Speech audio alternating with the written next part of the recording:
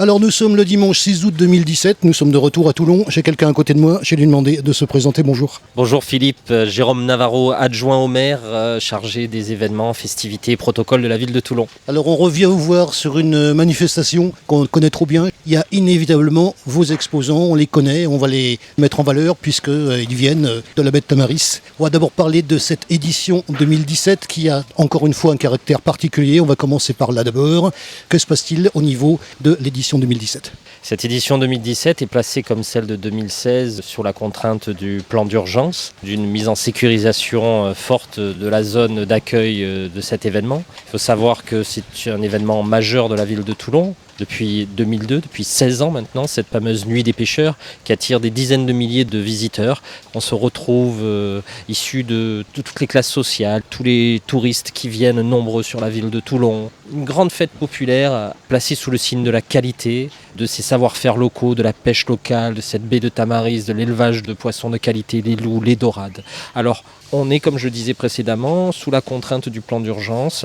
On se doit de protéger d'une manière qu'on appelle type fan zone, l'enceinte qui accueille cet événement, donc ce magnifique petit port Saint-Louis qui est maintenant barriéré. Les transversales sont fermées par des GBA. Vers 16h, 16h30, nous fermerons à la circulation pour que la route puisse être uniquement piétonne et que toutes les personnes qui vont rentrer sur le petit port soient filtrées, contrôlées, fouillées, pour accéder, je dirais, sur une zone complètement sécurisée.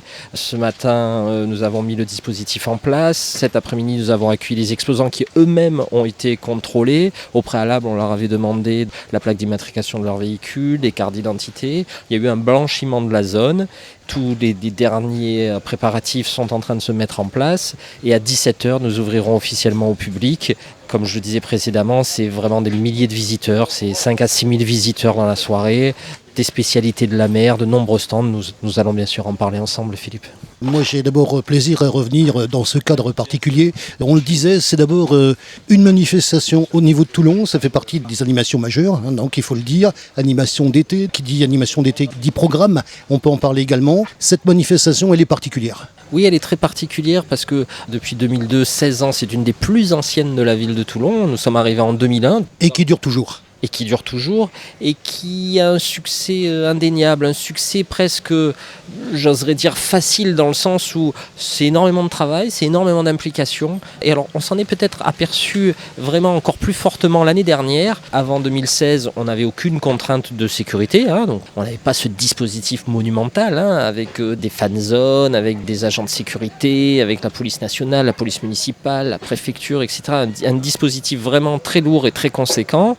Et l'année dernière, je disais à mes équipes, à ce moment même, en plein dans l'organisation, je me disais, mince, on a moins communiqué que d'habitude l'année dernière. On a moins porté l'événement en termes de communication. Je me suis dit peut-être que les visiteurs, les Toulonnais, les touristes vont venir moins nombreux.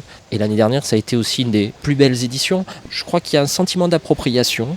Cette fête, je dirais, elle réunit tous les partenaires. Déjà au niveau de l'organisation, il faut savoir qu'il y a la ville, la chambre de commerce, la prud'homie des pêcheurs, les artisans, les commerçants, les équipes de la ville, l'association du petit port Saint-Louis, les propriétaires des bateaux.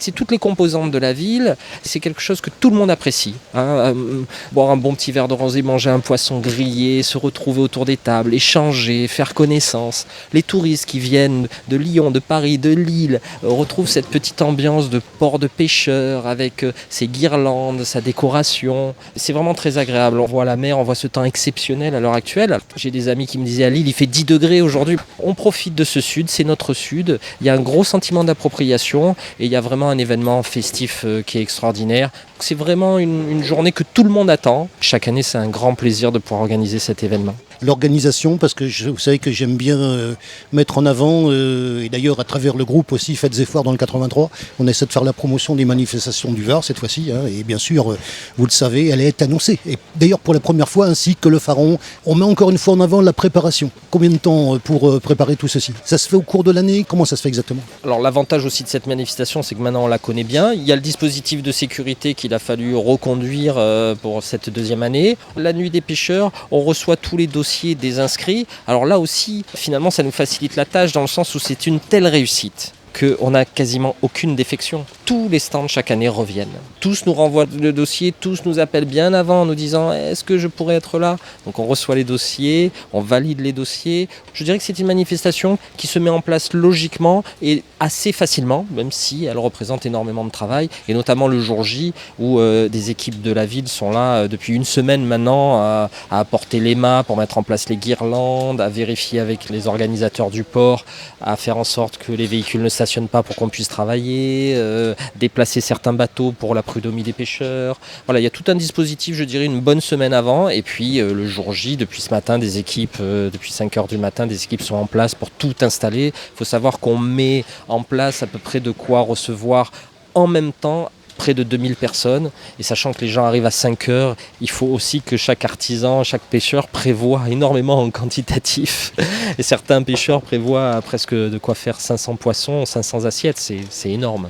Je l'avais déjà noté et mis en avant à travers les reportages qu'on a fait sur la baie de Tamaris. Donc l'interaction avec cette manifestation va de pair. Certains même d'ailleurs prennent leur petit bateau pour venir directement de Tamaris à ici. Je l'ai vu à travers des personnes que j'avais déjà interviewées, que j'ai retrouvées ici de cette manière-là. Donc on parle bien sûr de ce qui se passe sur la même rade, enfin chez nous, et qui sont complémentaires. On les aime bien, c'est la baie de Tamaris, c'est Olivier Otto, toute sa coopérative et tous les gens qui sont autour de lui et qui viennent justement sur cette manifestation. On a plaisir d'abord à les revoir. Je suppose que vous, c'est pareil. Moi, en tant qu'intervieweur, vous, en tant qu'organisateur, on parle d'eux, c'est normal. Ils font partie aussi de cette manifestation, je pense. Complètement. Et puis, c'est surtout mettre en valeur nos savoir-faire, des savoir-faire locaux. La pêche, malheureusement, il ne reste plus beaucoup de pêcheurs. Les vrais savoir-faire liés au monde de la pêche, l'élevage des poissons de qualité dans la rade de Tamaris, de nombreux élevages, vous citiez celui de Monsieur Otto, qui sont labellisés avec une vraie qualité. Donc vous mangez ces loups grillés ou ces dorades, si vous mangiez des poissons pêchés en pleine mer, vous avez la même qualité.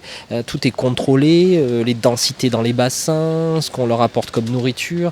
C'est un vrai savoir-faire de ce qui se fait de mieux dans la rade, et c'est notre richesse économique, parce que tout participe à l'économie de la ville de Toulon, et notamment ses savoir-faire maritimes. Donc il faut les mettre en avant. On a l'armée, on a la défense, on a la chambre de commerce. Vous voyez, je me faisais la réflexion aussi cet été, parce que je vis ma vie là cet été, c'est normal. Moi, mes vacances, elles sont là à Toulon, et c'est ma manière de m'investir dans ma ville. Je crois pouvoir dire, on aura les chiffres bientôt, mais que les départs pour la Corse, il m'a semblé voir des cohortes de véhicules régulièrement tous les soirs. Il m'a semblé voir des départs de Corsica très très très nombreux.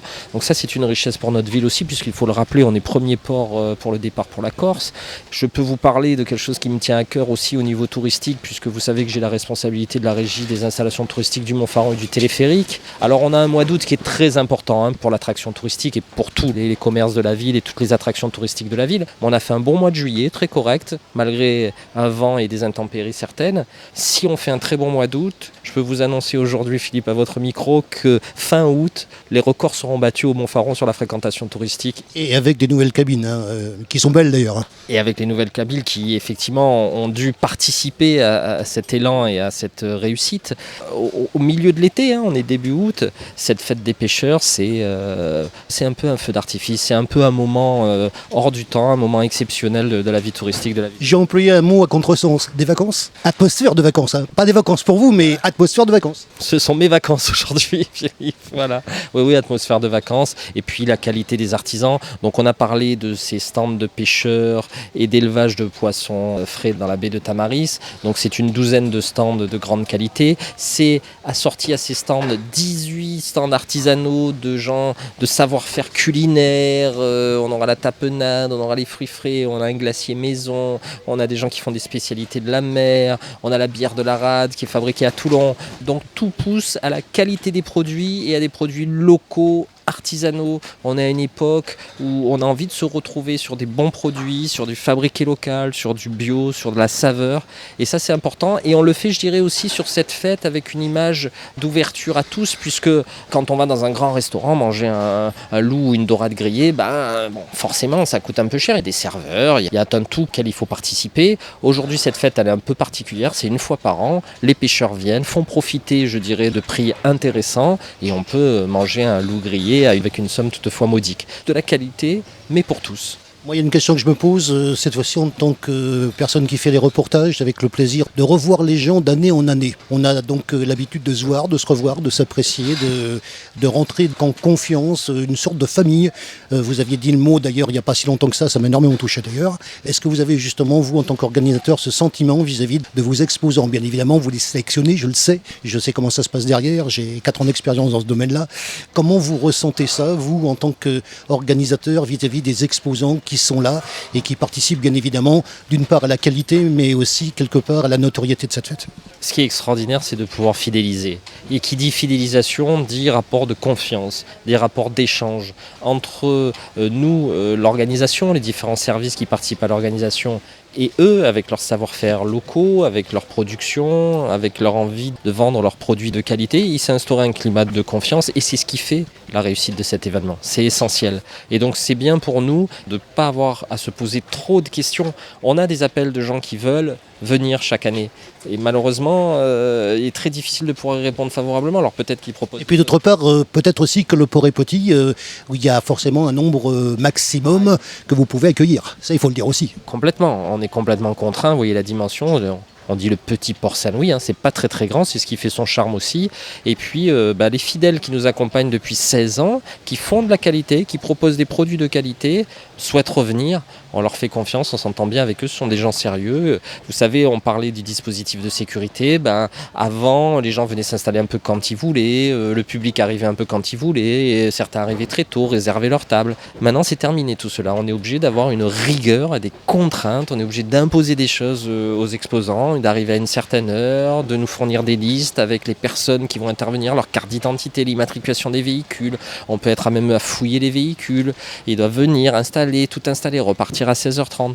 Il faut qu'il y ait un climat de confiance, il faut qu'il y ait beaucoup de professionnalisme aussi. Donc je voudrais mettre à l'honneur mes équipes qui s'investissent aussi bien au niveau administratif que technique et qui passent un temps extraordinaire, qui ne comptent pas leur temps pour faire en sorte que tout ça, ça se passe bien. Et chaque année, ça se passe bien, ça se passe bien. Il faut savoir aussi qu'après, il y a l'organisation en elle-même, toute la soirée, nettoyer les tables, les nombreux détritus dus à la manifestation qu'il faut évacuer, les camions de la propreté de la ville qui viennent, la sécurité civile, s'il y a un malaise, s'il y a quoi que ce soit, la police, tout ça c'est un dispositif très lourd, mais on est rodé maintenant, on est bien rodé, on est motivé parce qu'on sait que c'est une manifestation qui plaît, comme vous le disiez si bien Philippe, voilà, c'est du cœur, c'est une famille, c'est une ambiance, et on est récompensé parce qu'après, chaque année, les gens nous font confiance, reviennent. On parlait des réseaux sociaux tout à l'heure et je voulais vous remercier de nous faire beaucoup de place sur les différentes pages que vous animez.